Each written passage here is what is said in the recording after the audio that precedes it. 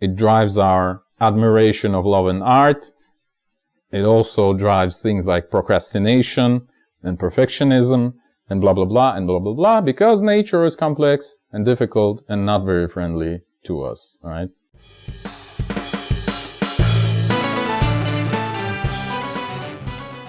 Greetings, this is Eugene the Philosopher, the greatest living philosopher after the unfortunate passing of Quentin Robert D. Nameland, who's been the greatest living philosopher before me.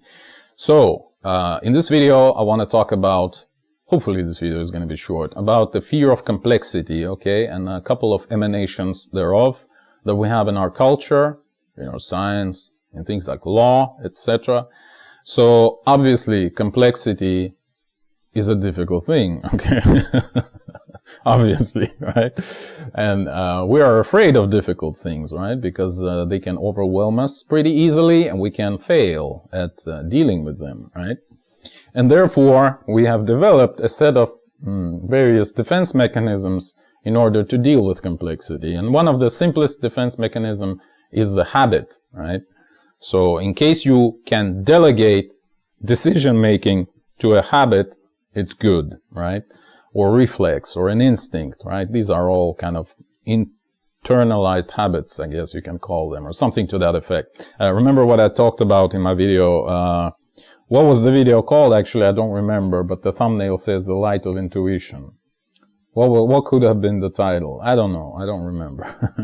A relatively recent one anyway. So, and often our defense mechanisms are actually masquerading as virtues, even though they stem from fear, essentially. Again, this fear of complexity, fear of being overwhelmed, fear of failing at a given task, all right?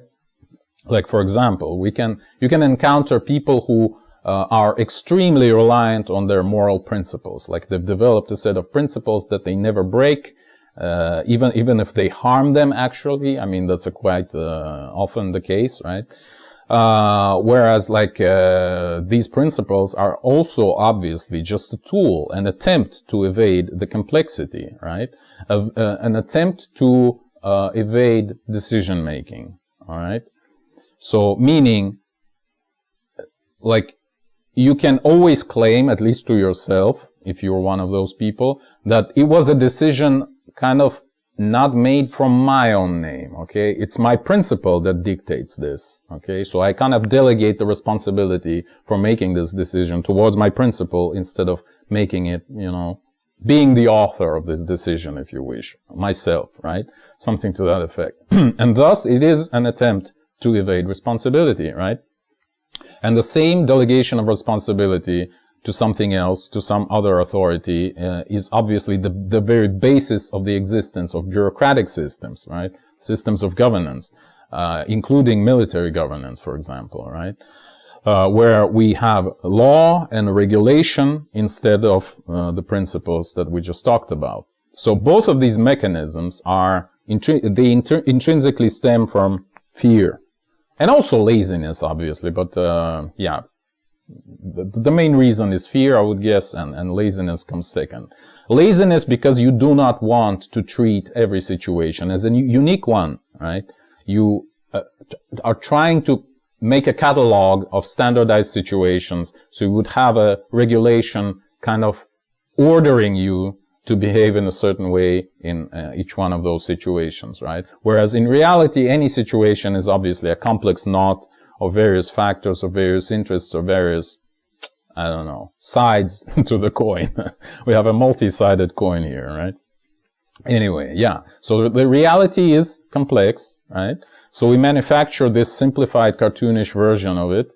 We do it in science as well, but we'll talk about it in a minute. So we then write down this cartoonish version in the form of a law or a regulation, or we kind of memorize it in the form of a principle. Maybe we make a tattoo with this principle or something to that effect, right? So, yeah, so a law is just a very simplified model of reality, if you think about it.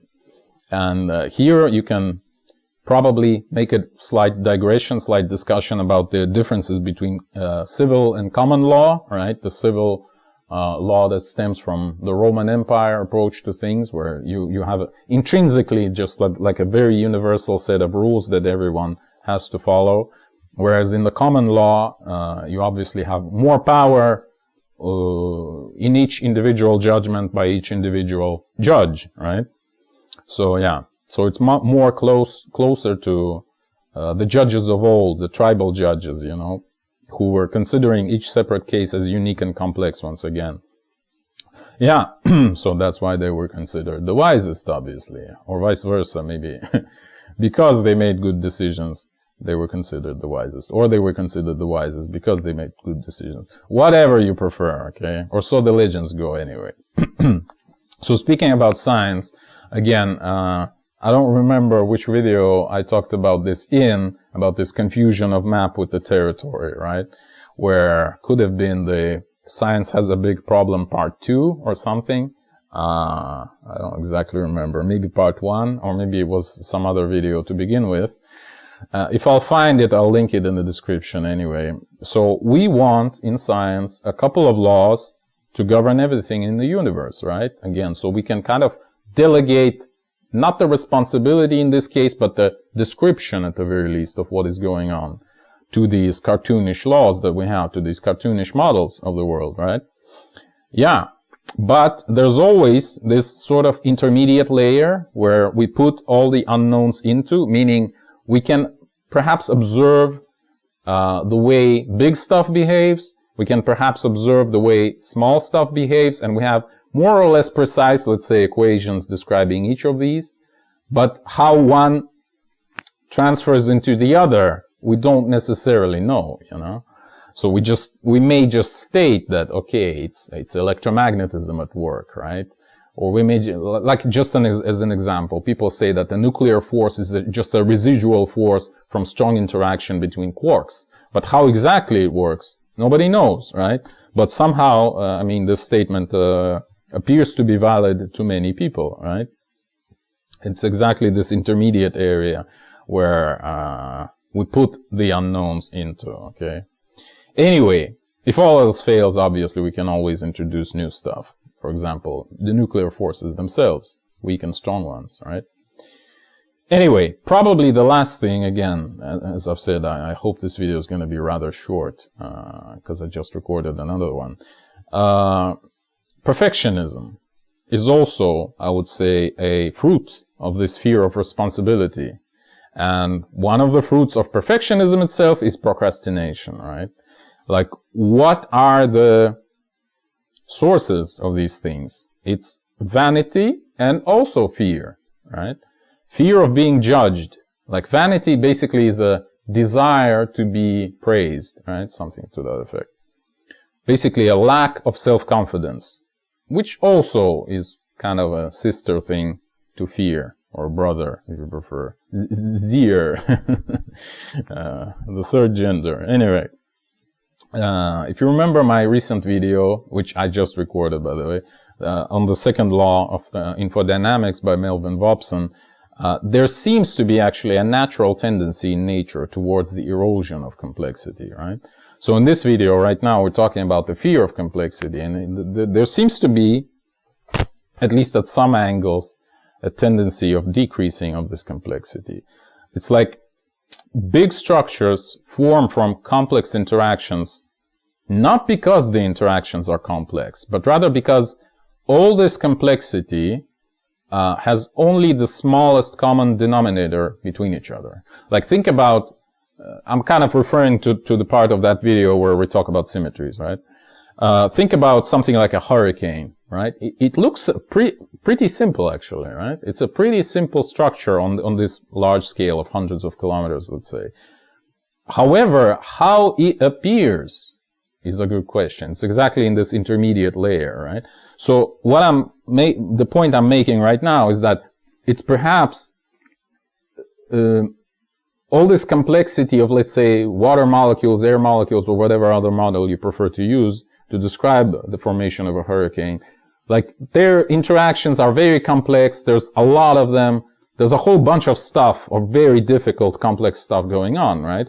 But because, let's say, one molecule is very complex and has a very complex set of interactions with other molecules, and so is every other molecule, so this complexity of theirs can only find a very simple common ground, Okay, so this is what I'm saying. The lowest common denominator, right? The most simple thing they can agree upon, or something to that effect. I'm speaking in semi-Nietzschean terms, right? Who kind of ascribed almost this vital force to even the smallest particles, right? Yeah, not even a vital, almost conscious actually, right? Anyway, so yeah. So by virtue of those complex objects being so complex, the common ground would be very simple, right? Because every one of them is unique, so there's very little that is common between them, and therefore the end result on a higher scale is some very simple structure, right? That's what I'm saying. Hopefully it made at least a little bit of sense. Yeah.